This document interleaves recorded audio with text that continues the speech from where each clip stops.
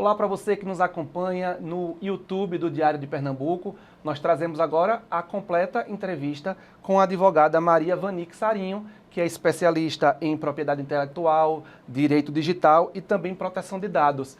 Essa entrevista, você tem um pedaço dela no nosso jornal impresso, mas na íntegra você consegue assistir aqui no YouTube e também a entrevista por escrito no portal do Diário de Pernambuco. Olá Maria, tudo bem? Seja bem-vinda aqui ao Diário de Pernambuco. Muito obrigado pelo seu tempo para vir aqui no nosso estúdio conversar um pouquinho sobre essa inteligência artificial que está chamando tanta atenção ultimamente, né? Eu que agradeço o convite. É sempre interessante falar sobre assuntos que são de grande interferência na prática, mas que as pessoas ainda têm muitas dúvidas. A começar pelo próprio nome, Deepfake. O que é esse Deepfake que está sendo tão comentado? Está na novela, está com o Papa? Explica para a gente um pouquinho como é essa ferramenta. Esse é um nome que se convencionou trazer para imagens, vídeos ou até a utilização da própria voz que são criados por inteligência artificial generativa. E aí, explicando um pouquinho o que é isso. Inteligência artificial é uma ferramenta que utiliza aprendizado de máquina para cumprir tarefas. Nesse caso, a inteligência artificial usa imagens ou voz ou texto já existente no mundo, na internet, na base de dados que forma a base dessa inteligência artificial para criar novas coisas. Podem ser novos textos, novas imagens ou uma nova utilização da voz de alguma pessoa. Por que é chamado deepfake? Porque muitas vezes essa inteligência artificial cria uma imagem tão interessante, tão incrível, tão parecida com a realidade, que a gente fica em dúvida se aquela coisa é verdade ou não. Mesmo que envolva, por exemplo, a imagem de uma pessoa que já faleceu no século XIX tirando uma selfie. Por exemplo, Van Gogh tirando uma selfie no celular. A gente sabe que ele nunca conviveu com o celular, seria impossível essa selfie. Mas por meio dessa ferramenta, é possível criar imagens muito críveis, que parecem muito com a realidade. O deep é profundo e o fake é o falso, né? Então seria um falso profundamente, bem intenso, né? Isso, que é muito fácil de confundir com a realidade. E a gente viu isso recentemente, por exemplo, com fotos do Papa Francisco utilizando uma veste fashionista de uma marca de moda. No momento, a gente pode identificar essas imagens com alguns pequenos defeitos, que a inteligência artificial com certeza vai superar em alguns meses ou semanas. Mas, por exemplo, a mão da imagem ela não é muito bem definida, os objetos que são segurados não foram muito bem definidos, a gente percebe alguns pequenos defeitos. Ou simplesmente conhecendo a pessoa ou aquela personalidade, é estranho. E aí acho que por isso que gerou tanta curiosidade, que um papa utilize uma marca de moda. A própria imagem já foi muito provocativa e um pouco fora do que ele costumaria fazer. Isso também, o Papa Francisco, que é tão franciscano no seu modo de vida, né? Isso também é uma coisa que pode levar a gente a desconfiar de que um vídeo, uma foto possa ser falso. É quando uma pessoa age de uma maneira muito diferente do que ela agiria no seu cotidiano ou na sua vida pública, por exemplo. Mas não dá para fazer isso aleatoriamente. Possivelmente eles devem ter pedido autorização ao Papa, ou se não pediram, fizeram errado. Isso é interessante a gente falar. Nossa imagem, nossa foto, o vídeo da gente, ou até mesmo a nossa voz, é protegido pelo direito de personalidade. O que é que isso significa? Que eu posso controlar e definir e autorizar para que essa foto vai ser utilizada. Para uma campanha publicitária ou para uma palestra, por exemplo. E nesse caso não houve essa autorização, simplesmente houve um comando dado para essa inteligência artificial generativa, ou seja, essa inteligência artificial criou uma imagem nova que não existia antes, combinando o Papa Francisco com uma marca de moda. E isso foi tão bem feito que confundiu bastante pessoas. E quais seriam as penalidades que poderiam caber aí nesse caso? Se o Papa quisesse ou se o Vaticano quisesse interferir? No caso do Papa Francisco em específico, o que aconteceu juridicamente, assim, de acordo com o direito, é que houve um uso não autorizado comercial da imagem dele. E isso pode gerar indenização e pedir para que essa imagem não seja mais utilizada na justiça, por exemplo. Mas muitas vezes essas imagens criadas por inteligência artificial vão muito além. Cometem crimes, por exemplo, usam a imagem ou a voz de uma pessoa para falar coisas racistas, tem um discurso machista ou xenofóbico, e isso é um crime. E aí também pode ser utilizado o judiciário para imputar um crime à pessoa que criou essa imagem. Para além do Papa Francisco, isso pode acontecer comigo ou com você, ou com qualquer um de nós que estiver assistindo agora, né? Isso, exatamente. A gente sabe que já existe muitas vezes o uso de foto sem autorização. E a utilização desses deepfakes é ainda mais convincente do que o uso de uma simples foto, porque você tem um vídeo, tem a voz da pessoa. Atualmente existem ferramentas que conseguem reproduzir o tom da sua voz com até 3 segundos apenas da sua voz. E quem é que não manda um áudio no WhatsApp? Então, está amplamente acessível. Mas, nesse caso, quando você tiver algum uso de imagem não autorizada, seja uma foto sua que alguém está usando para fazer um golpe no WhatsApp, seja algum vídeo que foi criado sem a sua autorização, por meio de inteligência artificial, é possível denunciar as plataformas, existe já esse mecanismo, e a depender do caso, se houver algum crime, também é possível entrar no judiciário. Ou, como eu falei, se não for um crime, mas for simplesmente uma utilização não autorizada, também é possível impedir que haja esse tipo de utilização da sua imagem, da sua voz, que são os direitos de personalidade de cada pessoa. Então aí está na base do direito que é um direito personalíssimo, né? O direito da pessoa, e que se for uma pessoa morta, como é que a gente pode fazer então? É muito interessante essa sua pergunta, porque os herdeiros dessa pessoa são as pessoas que vão poder defender e resguardar esse direito da personalidade dela. Então, se houver a utilização sem autorização de imagem ou vídeos de uma pessoa já falecida, são esses herdeiros que podem perseguir essa pessoa, seja por simplesmente o fato de utilizar de uma forma não autorizada ou cometer algum crime com essa imagem. Mas, ao mesmo tempo, também são esses herdeiros que podem autorizar esse uso. É muito interessante a gente lembrar também que a inteligência artificial é uma ferramenta, e como ferramenta ela pode ser utilizada para o bem, para a criatividade, para criar coisas novas e impressionantes, e também para o mal, para cometer crimes. Então, a inteligência artificial tem aplicações muito interessantes com relação à publicidade, à cultura, por exemplo. Foi utilizada a inteligência artificial para que Salvador Dalí recebesse as pessoas no museu que leva o nome dele nos Estados Unidos. E é um vídeo completamente criado, com base em fotos e registros da sua voz. E aí isso foi autorizado pelos herdeiros, para que isso possa ser possível. Mas também tem o lado negativo da inteligência artificial. Quais são? Você pode dar alguns exemplos para a gente? Existem várias formas negativas que a gente já viu acontecendo agora no presente de uso de inteligência artificial. Até clientes seus aqui em Pernambuco, assim, já é uma coisa que está real aqui para a gente?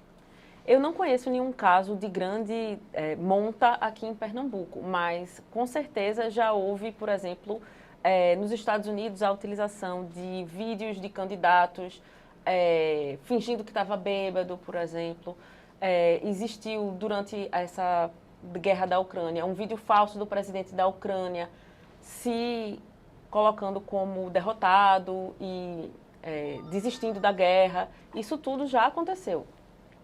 E esse é um dos casos, né? Utilizar esses vídeos para objetivos políticos, diminuir a imagem de um oponente político, ou fazer um oponente falar uma coisa extremamente racista, que ele nunca falaria, ou alguma coisa criminosa, ou se comprometer, fazer alguma coisa embaraçosa perante o público. Isso já aconteceu.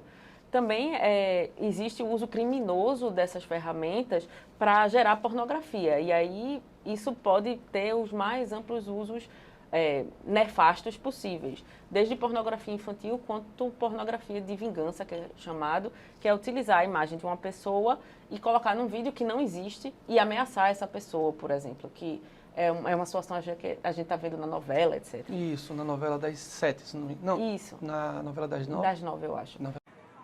Oi, amiga. Como você tá? Onde é que você tá? Você já tá no Brasil? Eu vou te mostrar. Que lugar lindo é esse? Onde é que é isso? Em Paris. Em Paris? Cara, você realmente é muito viajada, hein? Que demais! E as fotos? E as fotos? Fez as fotos? Fez as fotos? Ah, eu te mandei algumas. Você viu? E aí também podem ser utilizadas as ferramentas de inteligência artificial para criar provas que não existem. Criar Vídeos. provas para o jurídico? Sim, tentar, né? Sim. Tentar falsificar provas, por exemplo. Prints de Print tela? de tela, E-mail ou falso. vídeos, e-mails falsos. Isso tudo pode ser utilizado. Então, a gente tem que ter muita atenção e também, eu acredito, devem estar sendo criadas outras ferramentas para detectar quando foi utilizada a inteligência artificial, porque é muito importante a gente lembrar disso.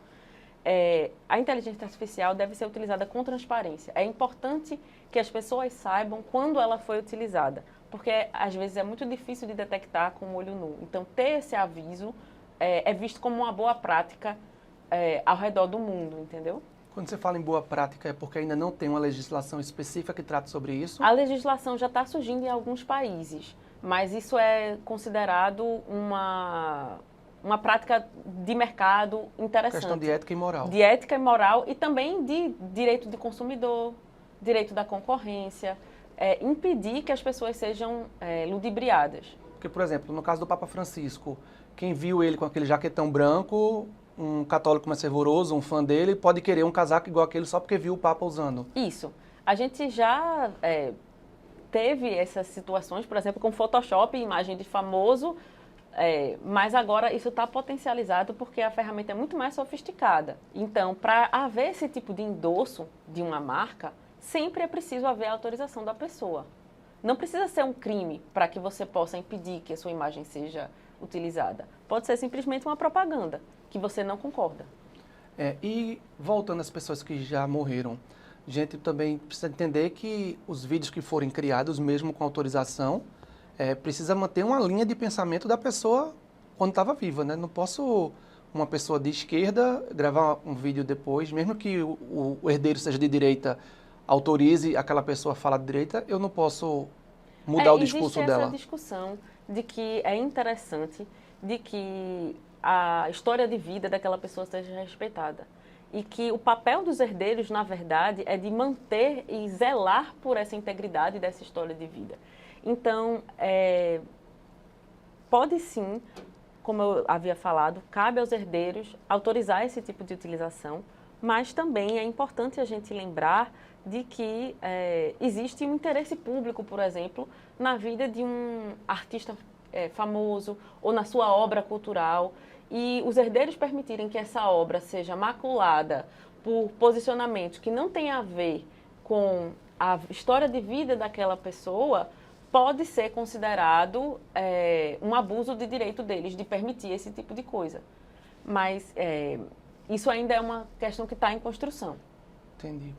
E vamos falar um pouquinho sobre as nossas profissões e como a inteligência artificial está criando novas profissões ou pelo menos extinguindo algumas.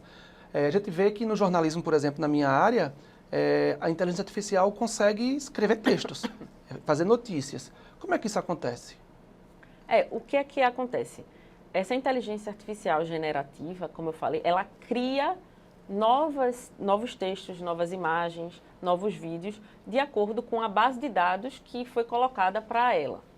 E essa inteligência artificial, digamos assim, sumariza, resume aquela informação de acordo com o que for perguntado pela pessoa que fizer as perguntas corretas para ela, certo? Criando um novo texto de acordo com aquele pedido que foi feito. É isso que acontece. Na prática, isso já existe para escritórios de advocacia que criam petições, para alguns órgãos jornalísticos que criam textos, também no ponto de vista de imagens, para algumas criações de design, ou pelo menos um ponto de partida. A gente sabe que a inteligência artificial, como eu disse, é um aprendizado de máquina, ela ainda está aprendendo, e ela está sendo continuamente validada por humanos. Quando a gente faz uma pergunta e diz, o ChatGPT errou aqui, eu vou consertar o texto. A gente está corrigindo e melhorando o aprendizado da inteligência artificial. Então, com base nisso, vão sendo criados textos cada vez mais sofisticados, mas que eu acredito ainda não substitui completamente a criatividade e inovação que o ser humano tem. É mais uma ferramenta. Mas, pelo que você acompanha da área, você está bem mergulhada nessa área, a que tempo essa inteligência artificial pode chegar a atrapalhar profissões ou gerar demissões por mão de obra, por facilitar o trabalho daquela... Existem previsões de que em 2026, ou seja, daqui a 3 anos apenas, 90% do conteúdo da internet vai ser gerado por inteligência artificial.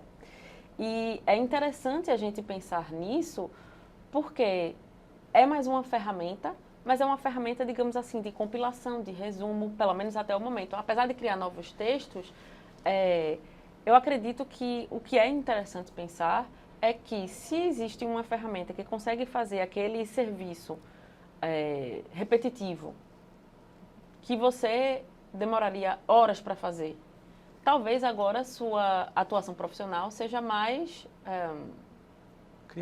criativa, otimizada. Você vai ter mais tempo para criar e pensar em novas soluções e não ter que pôr em prática tarefas repetitivas que você teria que fazer antes. Mas é óbvio que existe um impacto, sim, e é um impacto significativo, principalmente para profissões em que há muita tarefa repetitiva. E eu acredito que o mercado ainda não está completamente pronto para reeducar e reabsorver as pessoas para que elas não simplesmente sejam demitidas por causa da inteligência artificial. Eu acho que precisa, sim, de um período de adaptação de todo mundo. Eu acho que daqui a 3 anos eu ainda lhe entrevisto. Não vai ter aqui um holograma fazendo perguntas para outro, né? Vamos usar nossas vozes e nossos gestos para isso. Voltando para aquela parte das pessoas que são prejudicadas, né, pela inteligência artificial, tem o uso sem autorização da imagem, ou a mudança de discurso na voz, ou até uma ridicularização mesmo, usando sua voz para serem ridicularizadas as pessoas. Onde é que elas podem denunciar isso, além da plataforma? Mas eu digo, existe uma delegacia específica, existe um grupo de advogados específicos que vão investigar, que vão atuar nesse caso. Como é que se dá o processo desse tipo de... Então, quando existe a utilização para algum tipo de crime, é interessante, primeiro, a gente fala de denunciar as plataformas, porque existe uma preocupação, e aí também de cobrar essas plataformas para que elas vigiem melhor, já que elas lucram tanto com o tempo das pessoas, né? Para que elas vigiem melhor e melhorem o ambiente em que está acontecendo esses negócios digitais. Então, denunciar na plataforma sempre é importante, porque digamos assim, é um primeiro passo. E pode ser um passo bastante efetivo para derrubar esse tipo de conteúdo. E essa denúncia, um print dela, já que está falando tanto de... É uma prova? Denunciei. Pode ser, sim. Já junto como sim, prova? É importante juntar como prova também, principalmente se houver algum tipo de crime. E aí podem ser buscadas as autoridades policiais, advogados, porque, de novo, existem repercussões do ponto de vista financeiro, por exemplo, de você querer cobrar uma autorização de uma propaganda que fizeram com a sua imagem e a empresa está lucrando com a sua imagem e não lhe pagou nada. Isso pode ser uma situação. Ou pode ser também uma situação criminosa. E aí você buscar reparação e impedir que essa pessoa continue cometendo novos crimes é fundamental. Como é que eu entendo que é um crime? É quando eu já perceber que isso me incomoda, eu já devo procurar algum esclarecimento? Eu acho que isso é fundamental, porque o simples uso da sua imagem sem autorização não é um crime, mas pode ser impedido por você. Mesmo que seja uma coisa elogiosa, por exemplo, um vídeo que criaram de mim de biquíni na praia. Eu estou com um corpo maravilhoso de Gisele Bündchen, mas eu não quero esse vídeo na internet. Isso não tem a ver com a minha postura profissional. Eu não autorizei esse tipo de uso. Eu posso pedir para que seja tirado esse vídeo e que a pessoa seja punida por isso, no sentido de tirar o vídeo, pagar danos morais, caso eu me sinta constrangida, tenha a minha honra atingida, por exemplo. E aí já vai todo o espectro de crimes que a gente já conhece, de injúria, crimes contra a honra, pornografia, ameaças, racismo. todos esses crimes já existem. O que acontece é que a inteligência artificial é uma ferramenta que acaba por potencializar o alcance e a credibilidade de vídeos falsos com relação a isso. Doutora, e quando a gente fala nesse incômodo, por exemplo, se eu vou numa loja e tiro uma foto minha, eu sei que isso não tem muito a ver com a inteligência artificial, tem mais a ver com a propriedade da imagem, mas só tiraram uma foto minha, pediram para tirar uma foto minha, postaram e terminou que aquela foto minha deu um possível lucro à empresa. Eu posso requerer parte desses lucros, eu posso dizer que... E como é que se dá também a autorização para que quem tirou a foto fique respaldada de poder usar? Então, é muito interessante você falar sobre esse tema. Pessoal das lojas que quer fazer conteúdo em rede social, é muito importante ter autorização e registro dessa autorização das pessoas que vão aparecer na rede social.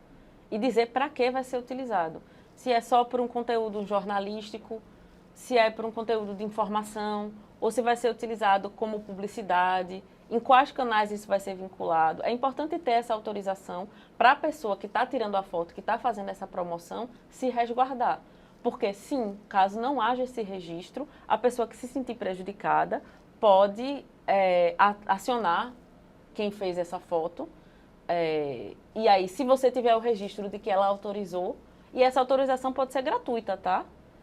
Não é necessariamente uma autorização que você paga alguma coisa, mas é bom ter esse registro de tipo, você quer aparecer na nossa rede social? Tudo bem, olha, vai ser de graça, tá bom? Você assina aqui que você autoriza aparecer na nossa rede social. Ou se a pessoa gravou um vídeo, Maria, eu posso gravar um vídeo dizendo que tu comprou essa roupa aqui para postar aqui que você comprou essa roupa e que a gente achou muito legal em você.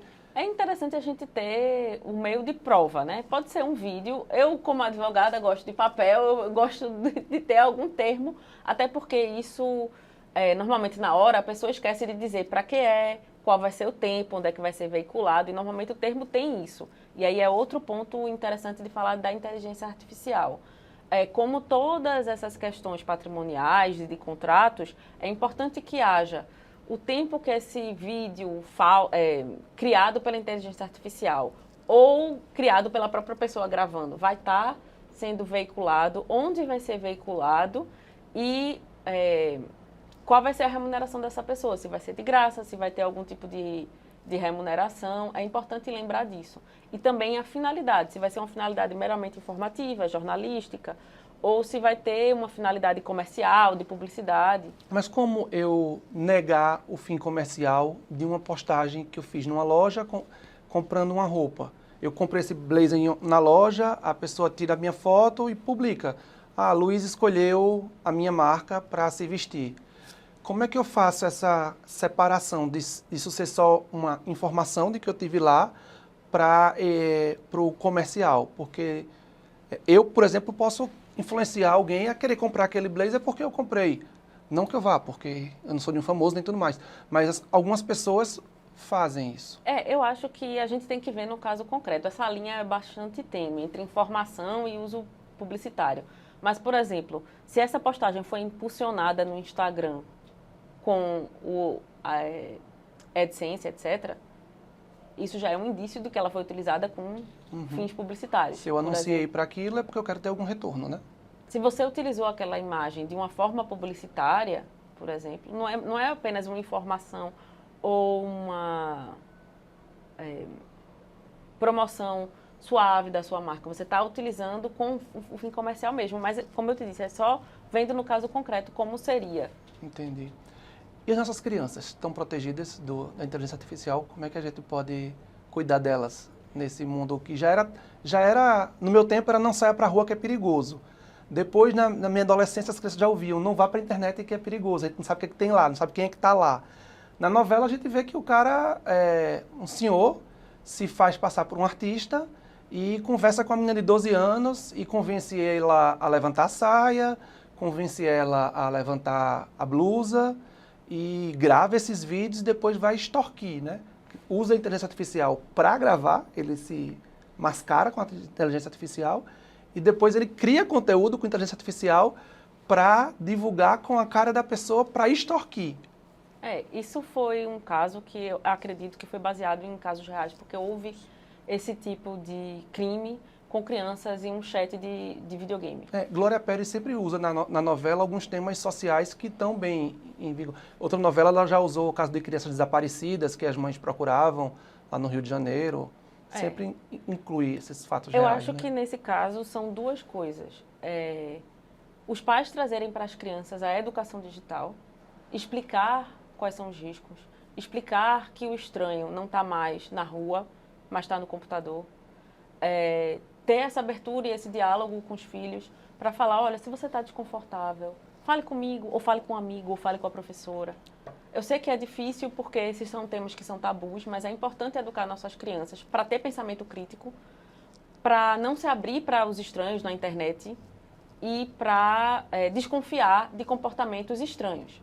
Pedir para levantar uma saia não é um comportamento normal. Mas é muito... o que se chama de engenharia social, é muito sutil. Isso não começa pedindo para levantar a saia. Começa com uma amizade, um envolvimento de uma criança e é sempre o adulto o culpado. Outro ponto que é muito relevante é a responsabilidade das plataformas com relação a esse tipo de ocorrência. Por exemplo, nesse caso fictício, é uma criança de 12 anos que está numa plataforma. No Brasil, de acordo com a LGPD, é preciso que haja autorização dos pais para que crianças entrem e tenham seus dados utilizados. Ou seja, para que seja sua imagem, sua foto, que entre numa rede social. É por isso que você vai ver que muitas vezes as redes sociais não são permitidas para menores de uma certa idade. Que mesmo assim elas fingem na hora de se cadastrar e colocar uma data... Isso. E aí é uma outra questão. Será que as plataformas estão fazendo tudo o que elas podem?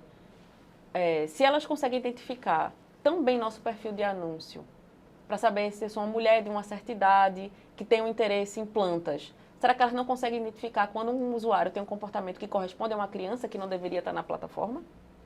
Esse é um questionamento. Outro ponto é o seguinte, a plataforma pode ter o que a gente chama de privacidade como design, privacy by design, e proteger as crianças. Existem documentos da ONU sobre isso, eu escrevi um artigo sobre isso também, que é, por exemplo, você não permitir que estranhos entrem em contato com essa criança, e sim pessoas apenas que ela já aceitou como amigos.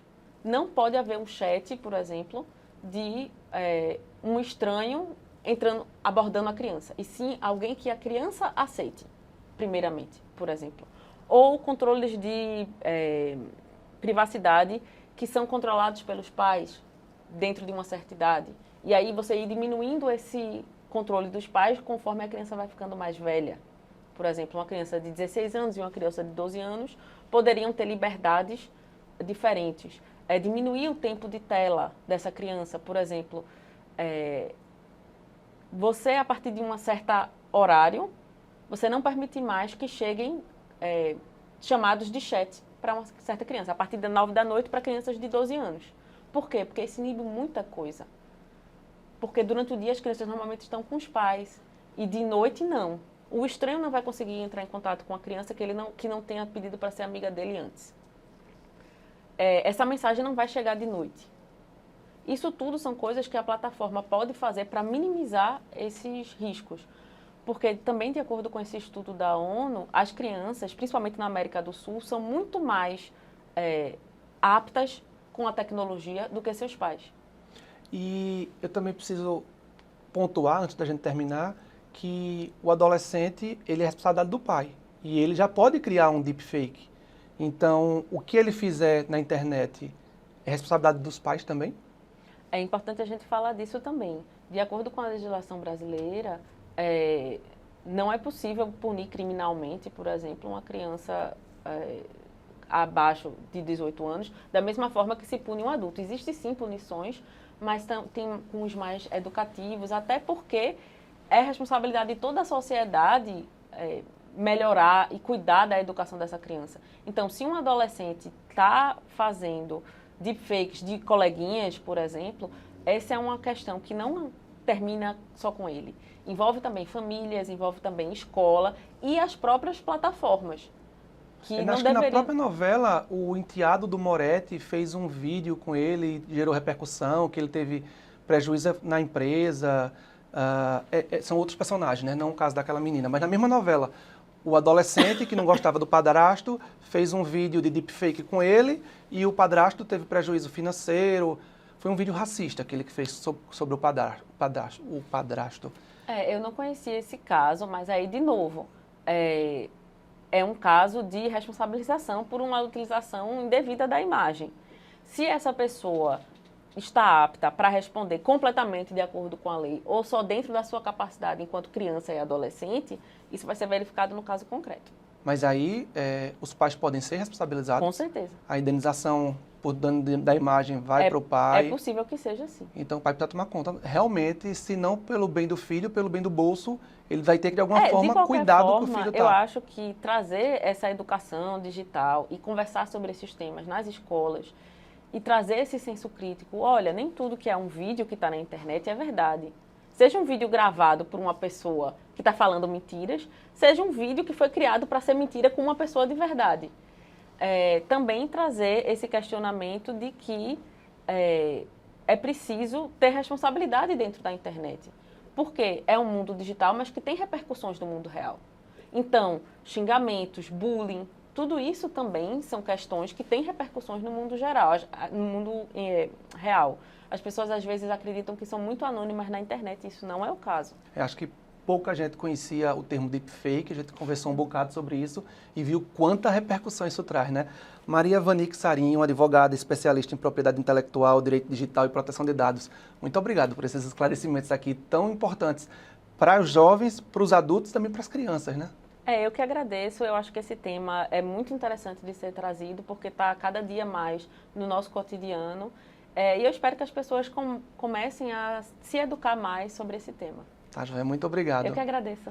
Pessoal, e vocês, além de ver esse vídeo no YouTube, também tem, eu preciso reforçar, uma entrevista com Maria no Diário Impresso, um texto que a gente vai simplificar dessa matéria, desse vídeo, mas a entrevista completa está aqui no YouTube. E vocês também podem interagir entre vocês na postagem que a gente vai fazer sobre isso nas redes sociais do Diário de Pernambuco, tanto no Instagram, como no Twitter e no Facebook. E lá nos chats abertos vocês podem interagir e conversar sobre o conteúdo que a gente tratou aqui. Até a próxima!